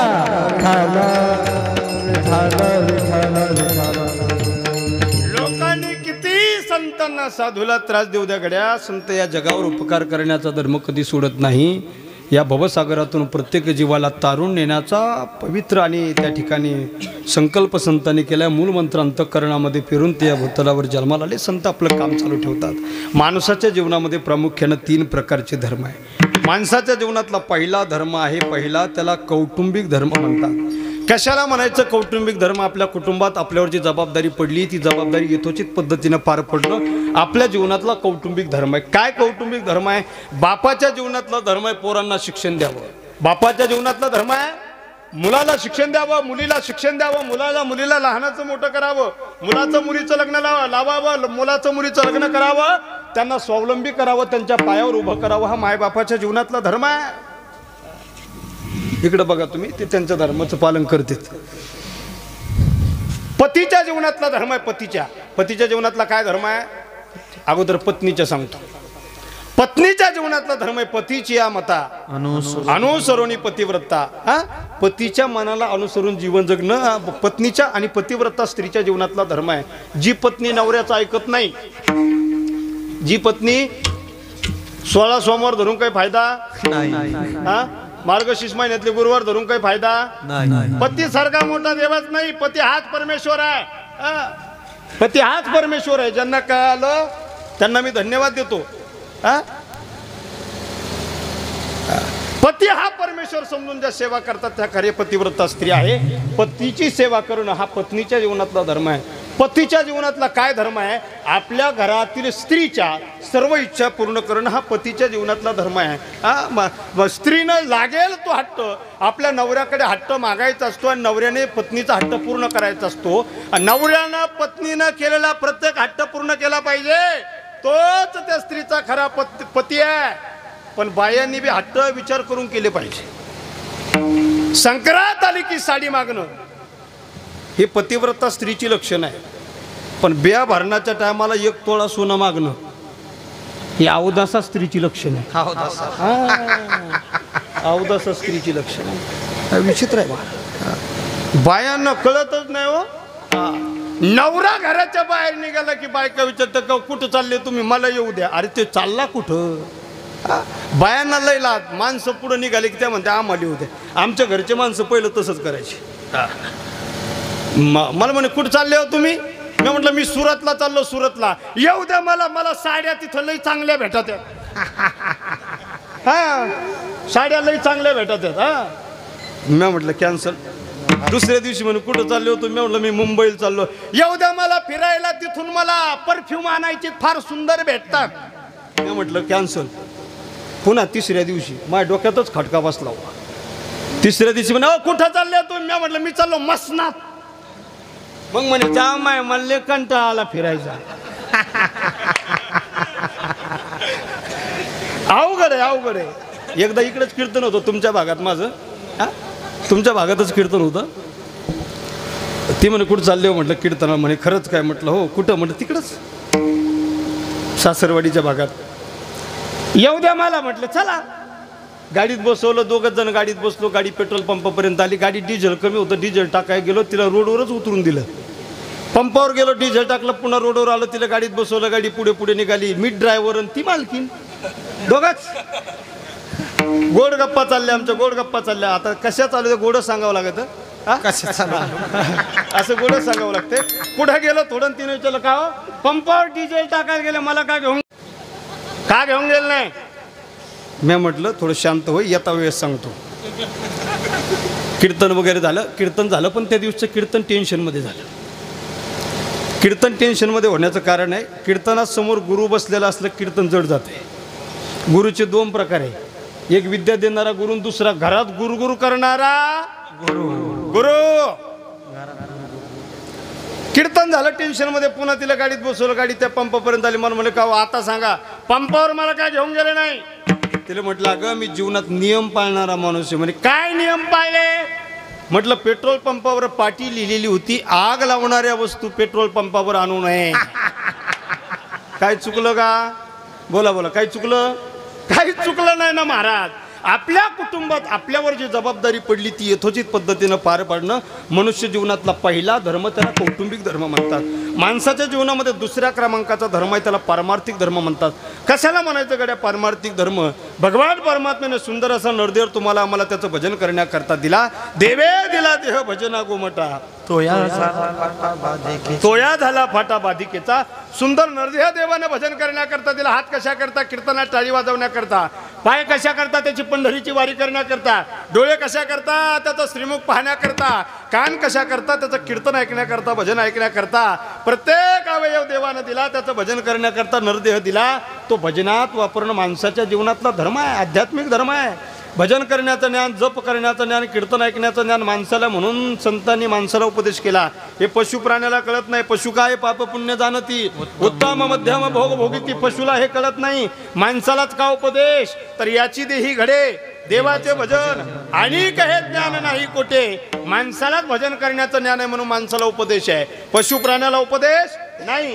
का नाही, त्यांना ते ज्ञान नाही. पशु प्राण्याला ज्ञान नाही म्हणून कुत्रे कधी पंढरपूरच्या दिंडीत जात, कुत्रे कधी पंढरपूरच्या दिंडीत जात नाही. गाढवं कधी कीर्तनात येऊन बसत नाही. गाढवं कीर्तनाला येतच नाही. महाराज साडेसावंगीचा असू का, जालन्याचा असू का, कुठाला असू, गाढवं घरी झोपतात.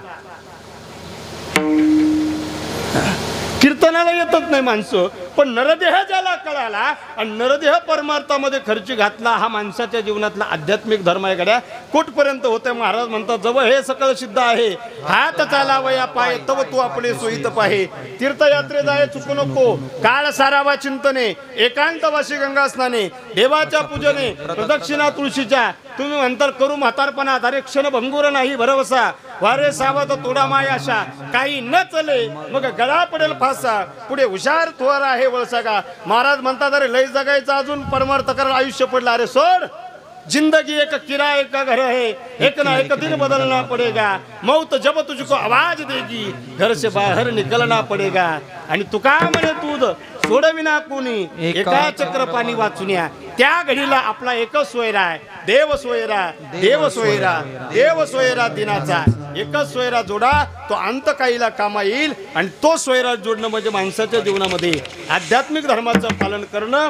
माणसाच्या जीवनात तिसऱ्या क्रमांकाचा धर्म आहे, त्याला सामाजिक धर्म असं म्हणतात. कशाला म्हणायचं सामाजिक धर्म. कधीतरी स्वतःसाठी जगताना दुसऱ्यासाठी जगण्याचा विचार मनात येणं, याला सामाजिक धर्म म्हणतात. आमचीच गाडी, आमचीच माडी आणि आमच्याच बायकोची गोलगोल साडी, याच्या पलीकडे माणसाचं जीवन नाही. महाराज म्हणतात माणसं मागतात कुणा करता, जगासाठी. ज्ञानोबरांनी पसायदान जगता करता मागितलं. आता विश्वात्मके देवे ने वागत न तोषावे, जे खळांची व्यंकटी सांडवता सत्कर्मी रीती वाढवा. अवघाची संसार सुखाचा करीन, आनंदे भरीन तिन्ही लोक. हे मागणं संतांचं जगत कल्याणा करताय. तुमचं आमचं मागणं काय. महाराजांच्याच भाषेत सांगायचं तर वाढावे संतान, गृही व्हावे धनधान्य. माणसं स्वतः करता जगताना दुसऱ्यासाठी जगत नाही. कुणीतरी जन्माला आल्याच्या नंतर स्वतःसाठी जगताना दुसऱ्या करता जगावं, याला सामाजिक धर्म म्हणतात. आपल्या जीवनात कुणाचं चांगलं करता येत नसेल तर अजिबात करू नका, पण कुणाचं वाईट सुद्धा करू नका. कुणाच्या वाटेवर फुलं नाही टाकता आली तर अजिबात टाकू नका गड्या, पण कुणाच्या वाटेवर काटे सुद्धा टाकू नका.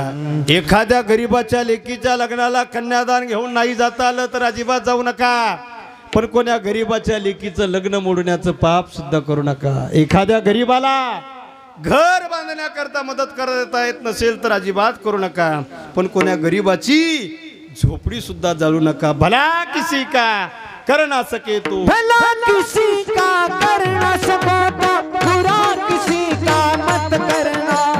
भला किसी का कर ना सको तो बुरा किसी का मत करना. पुष्प नहीं बन सकते तो तुम कांटे बनकर मत रहना.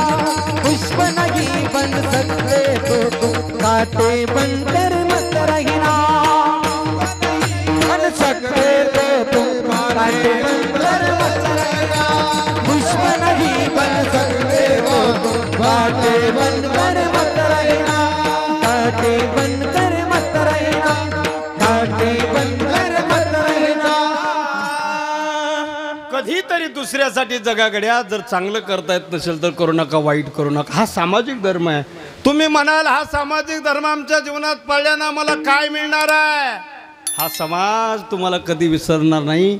सध्या देशभराला एका व्यक्तीचं नाव ज्ञात आहे, संघर्ष योद्धा मनोज दादा जरांगे पाटील. 22 वर्ष समाजासाठी संघर्ष त्या माणसानं केला. तुमच्या समोर उभा असलेला कीर्तनकार 12 वर्ष जरांगे पाटलाच्या सोबत सावलीसारखा आहे. पोटात अन्नाचा कण नसताना तो माणूस समाजासाठी वणवण फिरला. अंगात फाटकी कपडे असताना त्या माणसानं समाजातील तरुणांना एकत्र करून जागृत करण्याचं काम केलं. घरात महिनाभर पुरेल एवढं अन्नधान्य नसताना आपल्या कुटुंबाची चिंता न करता तो माणूस समाजासाठी वणवण फिरला. परिणाम 22 वर्ष समाजासाठी प्रामाणिकपणे निस्वार्थीपणे संघर्ष केला. परिणाम लोक जिवंतपणे डोक्यावर घेऊन नाचतायत आणि जिवंतपणे देव मानून घरात फोटो लावतायत. समाजानं डोक्यावर घेऊन नाचले. याचं कारण सामाजिक धर्माचं पालन जरांगे पाटलांनी केलं. हे कुणाला जमत नाही. कोट्याधीश लोक होते, कोट्याधीश. ड्रॅगन फ्रूटच्या बगीचा झोपत होती 3-3 दिवस. जरांगे पाटलाला भेटण्याकरता लोकांची मंदिरातल्या बारीसारखी बारी लागत होती. सामाजिक धर्माचं तंतोतंत पालन केलं. समाजाकरिता तो माणूस झिजला म्हणून कोट्यावधी लोक जरांगे पाटलाच्या सोबत राहिले गेल्या. कधीतरी दुसऱ्यासाठी जगा. दुसऱ्याचं चांगलं करता येत नसेल तर करू नका. हल्ली लोक दुसऱ्याचं चांगलं करायला तयार नाही, पण त्याचं चांगलं होत असलेलं सुद्धा त्याला डोळ्याने देखवत नाही, त्याला माणूस म्हणतात. एक पळत डॉक्टरकडे गेलं. डॉक्टरला म्हणे, डॉक्टर साहेब सगळे पेशंट सोडा, अगोदर मला तपासा. डॉक्टर म्हणे, झालंय का तुम्हाला? त्यानं सांगितलं माझं फार पोट दुखतंय. त्यानं विचारलं कधीपासून दुखतंय? डॉक्टरनं विचारलं. ते म्हणे माझ्या भावानं घर बांधलं तेव्हापासून दुखतंय. याला काय औषध आहे? काय औषध आहे? लोक दुसऱ्यासाठी जगायला तयार नाही. दुसऱ्यासाठी जे जगतात ना गड्या ते जिवंत राहतात. कीर्तिरूपाने उत्तम अशी वरे कीर्ती मागे. ऐका ऐका. 350 वर्षापूर्वी या महाराष्ट्राच्या पवित्र मातीमध्ये राजाधिराज छत्रपती शोभा राजानं हिंदवी स्वराज्याची स्थापना केली. 18 पगड जातीच्या लोकांना एकत्र करून 18 पगड जातीच्या लोकांच्या डोईवर, शेतकऱ्यांच्या, कष्टकऱ्यांच्या, गोरगरिबांच्या डोईवर सुखाचं छत्र धरावं यासाठी राजाधिराज छत्रपती शोभा राजानं या महाराष्ट्राच्या पवित्र मातीत हिंदवी स्वराज्याची स्थापना केली. 18 पगड जातीच्या लोकांना एकत्र करून, मावळ्यांना एकत्र करून महाराजांना स्वराज्य निर्माण केलं. 18 पगड जातीचे मावळे महाराजांनी सोबत घेतले होते. मराठा होता, धनगर होता, चांभार होता, कुंभार होता, साळी होता, तेली होता, माळी होता, भिल्ल होता, वडार होता, मातंग होता, मुस्लिम होता, ब्राह्मण होता. 18 पगड जातीच्या मावळ्याला एकत्र करून महाराजांना स्वराज्याची मुहूर्तमेढ रवली. पण याच महाराजांना स्वराज्य निर्माण करण्याच्या अगोदर या महाराष्ट्राची अवस्था होती कशी? घरट्यातील पक्षी सुरक्षित नव्हते की गोठ्यातील जनावर सुरक्षित नव्हते? मंदिरातील देवदेवतांच्या मूर्ती सुरक्षित नव्हत्या की घराघरातील माता भगिनी सुरक्षित नव्हत्या? जिकडे तिकडे आकांत मांडला होता दुश्मनाने आकांत. आणि अशा आकांत मांडलेल्या दुर्दैवी परिस्थितीमध्ये ज्याने स्वतःच्या मनगटाच्या जोरावर हिंदवी स्वराज्याची स्थापना केली, औरंग्या घायाळ केला, अफजलाचा कोथळा काढला, शाहिस्त्याची बोटं छाटली आणि अशा सर्व दुश्मनांचा नाश करून सह्याद्रीचा चक्रवर्ती सम्राट झाला. अशा धर्मवीर, कर्मवीर, शूरवीर, दानवीर छत्रपती शिवरायांना सर्वांनी जोरदार टाळ्या वाजून मानाचा मुजरा करा मायबा. अशा छत्रपती शिवराजांना या महाराष्ट्राच्या पवित्र मातीत हिंदवी स्वराज्याची स्थापना केली।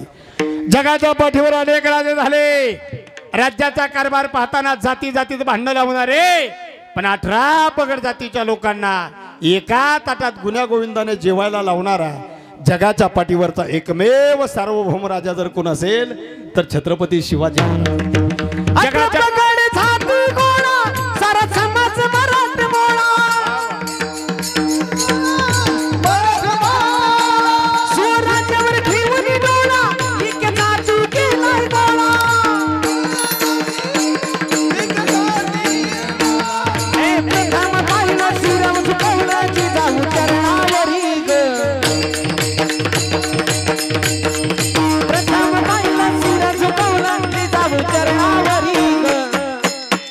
जगाच्या शिवराजा बसला घोड्या, माझा राजा बसला घोड्यावर, माझा राजा बसला घोड्यावर,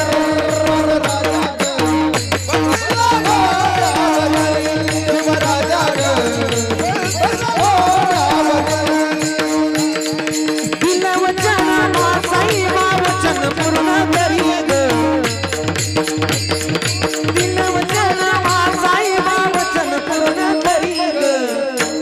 माझा राजा ग शिवराजा ग बसला घोड्यावर, टप टप टप टप बसला घोड्यावर, टप टप टप बसला घोड्यावर, शिवराजा ग बसला घोड्यावर, शिवराजा ग बसला घोड्यावर, शिवराजा ग बसला घोड्यावर।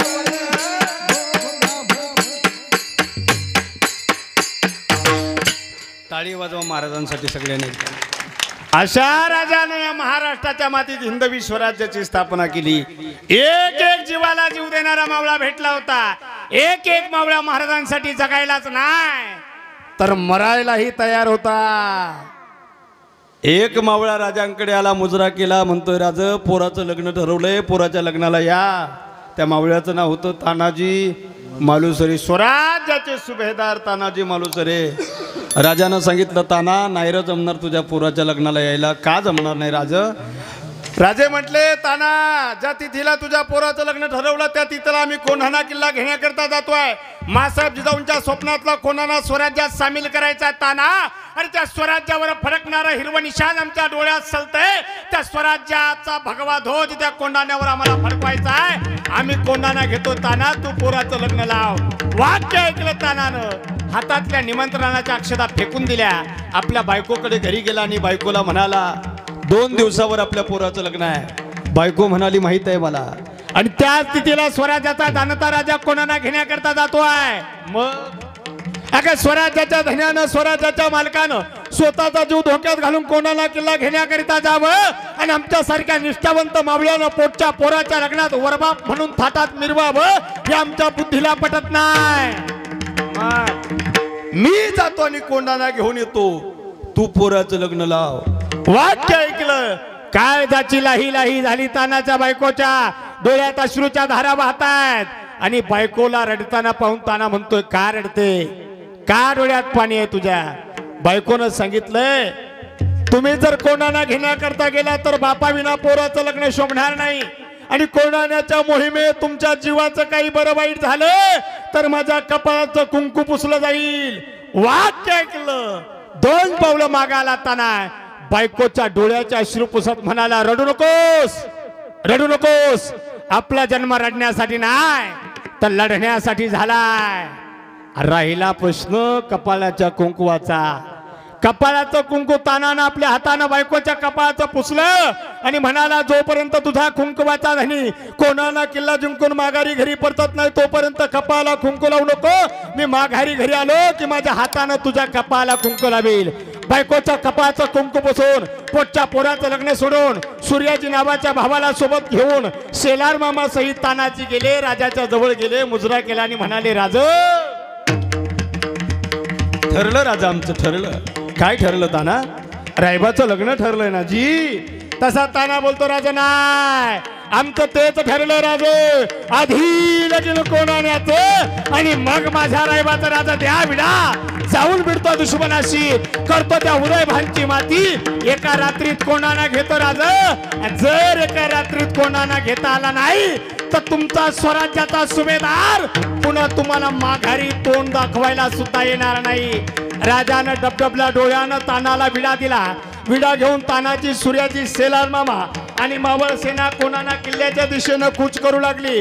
मध्यरात्रीची वेळ आहे. काळ्या कमीन अंधारातून घनदाट जंगलाचा प्रवास करून द्रोणागिरी नावाचा कडा पार करून तानाजीसह मावळ सेना कोंढाण्यावर पोहोचली. मध्यरात्री 2:30 वाजेला कोंढाणा नावाच्या बलाढ्य किल्ल्यावर राजांची मावळ सेना पोहोचता क्षणी सिंहावर एकच सिंहगर्जना कोंढाण्यावर झाली. हर हर हर हर महादेवची गर्जना झाली. किल्ल्याचा किल्लेदार उदयभान राठोड आणि त्याचं सैन्य खडबडून जाग झालं. तानाच्या आणि मावळ्याच्या अंगावर तुटून पडलं. डाळ समतेर उपसल्या गेल्या. किल्ल्याचा किल्लेदार उदयभान राठोड तानाच्या अंगावर धावून आला. तानाने आपली समशेर काढली आणि तानाचे वार उदयभानवर होत आहेत. उदयभानचे वार तानावर होत आहेत आणि उदयभानचं सैन्य तानाच्या राजाच्या मावळ्याच्या अंगावर तुटून पडलं. कुणाचे हात छाटले जात आहेत, कुणाचे पाय छाटले जात आहेत, कुणाचे मस्तक छाटले जात आहेत. अरे कोंढाणा किल्ल्यावर रक्ताचा सडा पडत होता. कोंढाणा किल्ला रक्ताने वाकून निघत होता. अरे उदयभान नावाच्या दुश्मनाशी झुंजताना, उदयभान नावाच्या शत्रूशी लढताना तानाजी नावाच्या सुभेदाराच्या अंगावर एक ठिकाण उरलं नाही जिथं वार झाला नाही तरी तानाजी लढतायत. तानाजीचं जर रूप कोणी पाहिलं असतं तर शेंदूर पाजल्या बजरंगबली सारखे दिसत होते. अंगावर एक ठिकाण उरलं नाही जिथं वार झाला नाही तरी तानाजी लढतायत. रक्तबंबाळ झाले तानाजी, परेशान झाले तानाजी, गंभीर जखमी झाले तानाजी.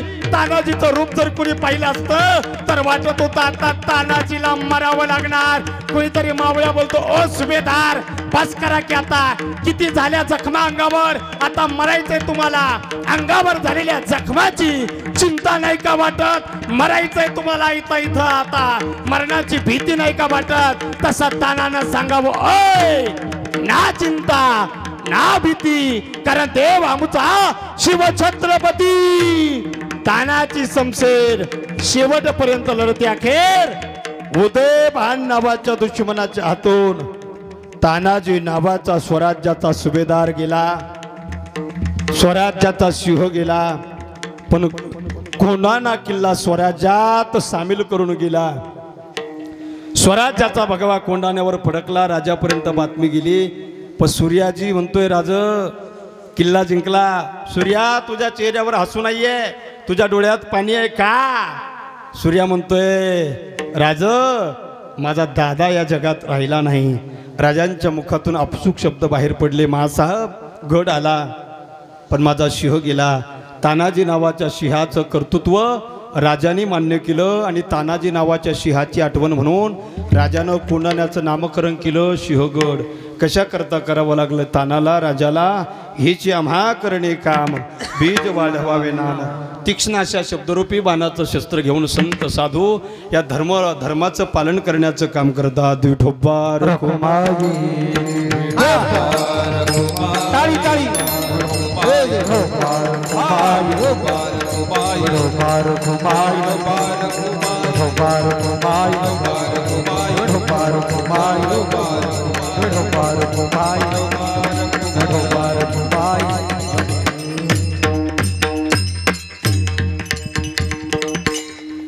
सज्जनांनो, आपण सुद्धा आपल्या जीवनामध्ये संतांनी दाखवलेल्या मार्गाने जाणं आपल्या जीवनातील कर्तव्य आहे.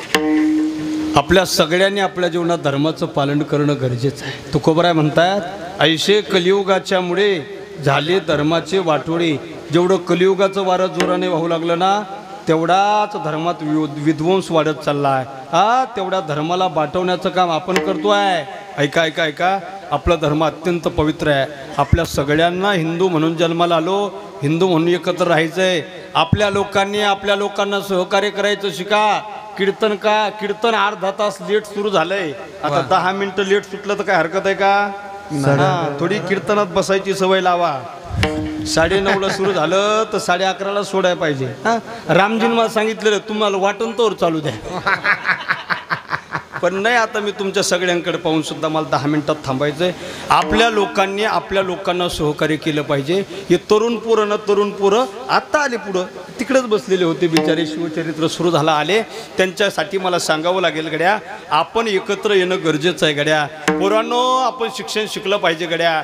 व्यसन करता कामा नाही पोरांनो. आपला धर्म सांगतो जीवनात व्यसन करायचं नाही. व्यसन का करायचं नाही गड्या? व्यसनामुळे अनेकांचे संसार बर्बाद झाले. व्यसनामुळे आपलाच पैसा खर्च करून आपल्याच तोंडात माती येते, आपलीच इज्जत जाते गड्या.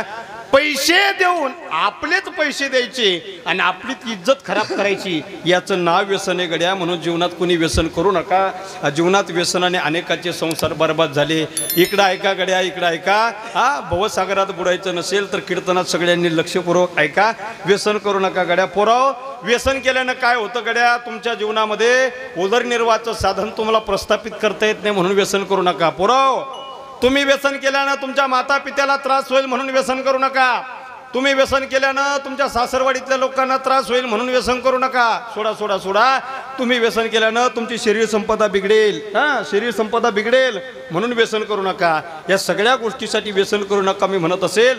हे जरी नाही ऐकलं तरी चालेल, पण ज्याचं लग्न राहिलं ना पोराओ, कमीत कमी लग्न व्हावं असं वाटत असेल तर पायापुरतं व्यसन करू नका. नाहीतर हल्ली प्रत्येक गावात 30 वर्षाच्या पुढचे टेम्पो भरणं वर्दीव पडले. किती तुमच्याकडे कमी आहेत का? तितकेच आहेत ना. प्रत्येक गावात 30 वर्षाच्या पुढचे टेम्पो भरणं वर्दीव पडले. मागच्या महिन्यात खानदेशच्या 40गाव तालुक्यात कीर्तन होतं. राजू महाराज कीर्तन झालं. एक पट्ट्या माझ्याजवळ आला, माझ्या पाय पडला. म्हणजे महाराज कुठले आहे तुम्ही? म्हटलं मी जालना जिल्ह्यातला आहे, अंबड तालुक्यातला आहे. काय नाव तुमचं? म्हटलं मी गजानन महाराज दिठे आहे. बरं. मग महाराष्ट्रभर फिरत असतात? म्हटलं हो. लई लोक ओळखत असते तुम्हाला? म्हटलं हो. मग आपलं बघा ना कुठं जमतंय का? मी त्याला म्हटलं वय किती आहे तुमचं? ते म्हणे 40 वर्ष. कमी झालं. म्हटलं भल्या माणसा 10 वर्षासाठी कशाला बट्टा लावून घेतो? पुढच्या पंचवार्षिकला तो डिपॉझिट जप्त होणार आहे भाऊ. विचित्र आहे महाराज. तरुणांनो व्यसन करू नका. तरुणांनो व्यसन करू नका. तरुणताईंनो फॅशन करू नका. तरुणांनो व्यसन सोडा. तरुणताईंनो फॅशन सोडा. चालता बोलता हिंदू धर्माने भारतीय संस्कृती पुढे गेल्याशिवाय राहणार नाही. अजून याच्या पुढे जाऊन सांगेल, तरुणांनो शिक्षण शिका. शिक्षण क्षेत्रामध्ये प्रगती करा. ज्यांना शिक्षणात प्रगती करता येत नाही ना, त्यांनी उद्योगामध्ये प्रगती करा. आणि ज्यांना उद्योगात प्रगती करता येत नाही त्यांनी राजकारणात शिरला तरी चालेल. राजकारण मी थोडा रोकटोक आणि खरं बोलणारा माणूस आहे. राजकारणात शिरला तरी चालेल, पण राजकारणात पुढाऱ्याची गुलामी कधीच करू नका. स्वतःच्या बळावर राजकारणामध्ये तुम्ही काम करा. या 3 गोष्टीमध्ये पोरांनो चांगल्या पद्धतीनं काम करा. व्यसन करू नका गड्या. व्यवसायामध्ये उतरा. बघा घेण्यासारखं आहे. 2 राजस्थानी माणसं महाराष्ट्रात आले, एकमेकांना भेटले. त्यांना विचारलं तुम कहाँ से हो भैया? बोला मैं राजस्थान से हूँ. तुम? मैं भी राजस्थान से. तुम भी राजस्थान से? मैं भी राजस्थान से. महाराष्ट्र में दोनों मिलके कुछ तो धंधा खड़ा करेंगे. महाराष्ट्रात दोघं मिळून काही धंदा सुरू करू. त्याने विचारलं तुम्हारे पास कितने पैसे हो? बोला मेरे पास 20,000 है. तुम्हारे पास 30,000. 30 और 20 मिलकर कितने हुए? लवकर बोला. 50,000 झाले. 50,000 2 राजस्थान्यांनी महाराष्ट्रात येऊन धंदा सुरू केला स्वीट मार्ट नावाचा. त्याला नाव दिलं बिकानेर स्वीट मार्ट. नाव का दिलं माहिती आहे? राजस्थान मधल्या त्यांच्या शहराचं नाव आहे बिकानेर स्वीट मार्ट. धंदा सुरू केला 50,000 बिकानेर स्वीट मार्ट. धंदा 12 वर्ष चालला. निव्वळ नफा कमवला 30 लाख रुपये. ऐका किती? 30 लाख. 2 गुजराती महाराष्ट्रात आले. गुजराती. तुम कहाँ से हो भैया? बोला मैं गुजरात से हूँ. तुम कहाँ से? मैं भी गुजरात से. गुजरात पता है भाई और बहनों? तुम भी गुजरात से, मैं भी गुजरात से. तुम्हारे पास कितने पैसे? बोला मेरे पास 50 है. तुम्हारे पास 70. 50 और 70 मिलकर कितने हुए? 1,20,000. दोनों मिलकर कुछ तो धंधा खड़ा करेंगे. 2 गुजरात्यांनी महाराष्ट्रात धंदा सुरू केला कापड दुकानाचा. 1,20,000 धंदा सुरू केला. धंदा 15 वर्ष चालला. निव्वळ नफा कमवला 42 लाख रुपये. आणि देश जेवढा गुजरात्यांनी लुटला तेवढा कुणीच लुटला नाही. लय डेंजर. ते लोक आपल्याकडे आले, राजस्थानी गुजराती, आपल्या जागा भाड्यान घेतल्या, विकत घेतल्या, ज्यांच्या जागा विकत घेतल्या, त्यांच्या जमीन विकत घेतल्या, ज्यांच्या जमिनी विकत घेतल्या, त्यांचे पोरं कामाला ठेवले. मग महाराष्ट्रातले 2 मराठी स्वाभिमानी पोरं जागे झाले. ते म्हणाले इथं बेकार होत चाललंय, दिवसेंदिवस आपण तर मागं पडायला लागलो. बाहेरचे लोक आले, आपल्याकडे व्यवसाय करायला लागले, आपल्या जागा भाड्यान घेतल्या, विकत घेतल्या, आपल्या कामाला ठेवलं. काही स्वाभिमान आहे की नाही? म्हटलं आपण एकत्र आलं पाहिजे, व्यवसाय केला पाहिजे. 2 तरुण एकत्र आले. त्यानं विचारलं तू कुठला आहे? ते म्हण मी पाटोद्याचा आहे. ते दुसऱ्याला विचार तू कुठला? ते म्हणे मी मावचा आहे. एक मावचं एक पाटोद्याचं. ते म्हणतो याकडे किती पैसे? ते म्हण माझ्याकडे 2,500. किती? आपल्या लोकांकडे चांगल्या कामाला पैसे नाही, चांगल्या कामाला पैसे नाही. ते म्हण माझ्याकडे 2,500. ते म्हणतो याकडे किती? ते माझ्याकडे 3,000. किती झाले? 5,500. आणि दोघं म्हणतात असा धंदा सुरू करू, असा धंदा सुरू करू. राजस्थानाला मग घटकून गुजरातला केवढ्या? बोला 5,500. मग काय धंदा करायचा? मग दोघांनी मिळून विचार केली. एक जण म्हटलं तुला सुचायचं नाही, मी सुचवतो म्हणे धंदा. 2 दिवस विचार करू दे ना. 2 दिवस विचार केला, एक धंदा सुचला. हे म्हणे काम 5,500 दुसरं काही होत नाही. आपण एक पान टपरी टाकू, आष्टीला टाकायची. आष्टीला पान टपरी टाकाय ठरलं. 5,500 दुसरं काही होत नाही. बनवाय गेले, येल्डिंगवाल्यानं मंजुरीच 8,000 सांगितली. खर्चिक बाब आहे ना महाराज. ते म्हणे तो काही खरं नाही म्हणे, मी दुसरा धंदा सुचवतो, काही पानटपरी होत नाही त्याच्यामध्ये. मग 2 दिवस विचार करायला वेळ दे. दुसऱ्या 2 दिवस विचार केला. ते म्हणे मी हे विचार केला 5,500 दुसरा काही धंदा होत नाही. एक धंदा मग सुचला म्हणे, ऐकतो तर ऐक, नाही तर लोक ऐकू. ते म्हणे काय धंदा आहे? ते म्हणे काम कर, आपण दोघं म्हणे बकरी करू. बकरी 1 दिवस तू चारायची, 1 दिवस मी चारायची. बकरी दोघांनी चारायची. बकरी नंतर 2 पिले देईल. 1 पिलू तुला, 1 पिलू मला. बकरी 2 पिले देईल. 2चे 4 होईल, 4चे 8 होईल. बकरीचं भरं मोठं खाण तयार होईल. आपण चांगलं धन त्याच्यातून कमवू शकतो म्हणे. ठरलं. बकरी विकत घेतली. 1 दिवस तिकडे चरायची, 1 दिवस इकडे चरायची. आणि दोघांनी बकरी चारता चारता योगागन बकरी गाभण राहिली, व्याली जनली, काय म्हणतात तुमच्याकडं. पण दोघं नेमके एवढ्या फुटक्या कपाळाचे राजू महाराज. बकरीनं नेमकं 1च पिल्लू दिलं. ज्यानं 3,000 दिले ब्रह्म महाराज त्याचं काही नाही, पण ज्याने 2.5 दिले तो टेन्शन मध्ये आला. लई कमी पैशावाल्याला जास्त टेन्शन येतं. सप्त्याला जे 5,000 वर्गण देतो ते डोकून पाहत नाही. जे 2100 जो 201 रुपये वर्गण देतो ते म्हणतात चांगले महाराज आणणारे. 1100 रुपये वर्गणी लिहा, चांगले महाराज आणा. आणि सगळं घरदार पंक्तीला जेवाय. पहिल्या पंक्तीला जेवू नाही दिलं तर भांडणं करणारी माणसं. कमी पैशावाल्याचं अवघड आहे. ते म्हणे एक काम कर गड्या, एवढे बकरीचं पिलू मला दे. मी 3,000 दिलेले. ते 2.5 वाला म्हणे मी 2.5 दिले, पण पाहुण्याकडून उसने घेऊन दिले. मला दे. हे म्हणे जमत नाही. ते म्हणे एक काम कर, 3,000 वाला काय म्हणे एक काम कर, एवढे वेळ मला दे. पुढचे 2 पिले दिले, दोन्ही तुला गेले. हे म्हणे जमत नाही. ते म्हणे जमत नाही. दोघांचे लागले भांडणं. घेतल्या काठ्या दगड, एकमेकाचे डोके फोडले. बातमी पोलीस चौकीपर्यंत गेली. पोलिसांची गाडी आली. दोघांना गाडी टाकलं, घेऊन गेले. पोलीस स्टेशनला नेले. एवढे कुत्र्यासारखे मारले, एवढे मारले, सुजेपर्यंत मारले. एवढे मार खाऊन सुजले, एवढे सुजले, एवढे तोंड त्यांचे सुजले. तसे सुजलेले घरी आले असते आणि त्यांनी जर घराचे दरवाजे वाजवले असते, त्यांच्या बायकोने दरवाजा उघडला असता, तर यांचा सुजलेला चेहरा पाहून त्यांच्या बायका म्हणाल्या असत्या आमचे हे घरी नाही, तुम्ही उद्या या. एवढे मारले. त्यात एकाचा स्वाभिमान जागा झाला. ते म्हणजे साहेब आमच्या इज्जतीचा पंचनामा होऊ देऊ नका. आमचा व्यवसायाचा डाव फसला, पण आमच्या इज्जतीचा पंचनामा होणे असं वाटत असेल तर आम्हाला सोडा साहेब. पोलीसवाला म्हणे आत टाकणं आमच्या हातात आहे, बाहेर काढणं आमच्या हातात नाही. काय करावं लागेल? कोर्टात जावं लागेल, जामीन करून घेऊन यावं लागेल. कोर्टात गेले जामीन करायला. वकिलांनी जामिनाची फी सांगितली 10,000 रुपये. 10,000. बकरा सगळ बकरी विकली. त्याच्यात एकाचीच जामीन झाली. कोर्टात भांडणं लागले. कोर्टात बकरीचे पैसे तुझ्या जामिनाला, माझी जामीन कशी करायची? विचित्र. आपल्या लोकांनी आपल्या लोकांना त्रास दिला आणि आपले लोकच आपल्या लोकांना त्रास देतात. छत्रपती शिवरायांचा एखादा फोटो पहा. उजव्या हातात तलवार आहे, डाव्या हातात ढाल पाहिजे. डाव्या हातात नाही, पाठीवर आहे. शिवरायांना एका मावळ्यानं विचारलं, राजे तुमच्या उजव्या हातात तलवार आहे तर डाव्या हातात ढाल पाहिजे, ती पाठीवर का? राजानं दिलेलं उत्तर घरी घेऊन जा. राजे म्हणतात अरे समोरून किती बलाढ्य शत्रू आला तर त्याचा निपात करण्याची धमक या भवानी तलवारीत आहे. पण आपले जेव्हा आपल्या पाठीत खंजीर खुपसतात ना, त्यावेळी पाठीवर ढाल असणं गरजेचं आहे. आपल्याच लोकांनी आपल्याच पाठीत खंजीर खुपसला, त्यामुळे आपल्या धर्मावर संकट आलं गड्या. आपल्या धर्मावर संकट येणं दुसऱ्या धर्माच्या लोकांवर अवलंबून नाही.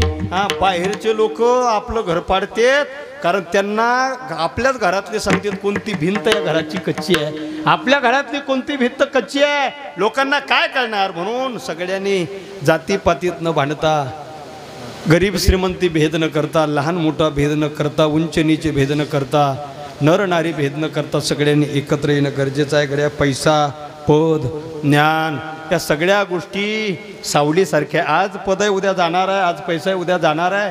भिकारी असणारा रात्यात करोडपती होऊ शकतो, करोडपती असणारा रात्यात भिकारी होऊ शकतो. तुका म्हणे आले समर्थाचे म्हणा, जरी होय राहणार अंक त्याचा. पण आपल्या जीवनामध्ये, आपल्या जीवनात संताने सांगितलेला मार्ग आणि धर्मतत्व जपणं, आपल्या जीवनात आपल्या धर्माचं पालन करणं आपल्याकरता फार गरजेचं आहे. म्हणून तुकोबराय म्हणतात गड्या, आम्ही अशा प्रकारच्या धर्मकार्यात कसल्याही प्रकारचा भेदभाव न करता, बीडभार न राखता सगळ्यांना एकत्रित करून धर्माच्या पालनाचा पवित्र काम पुढे घेऊन जातो. नाही बीडभार तुका म्हणे साना थोर. खरं तर एवढं बोलावं वाटतं, एवढं बोलावं वाटतं. सुंदर वेळेच्या पुढे गेलो त्याबद्दल सगळ्यांची दिलगिरी व्यक्त करतो.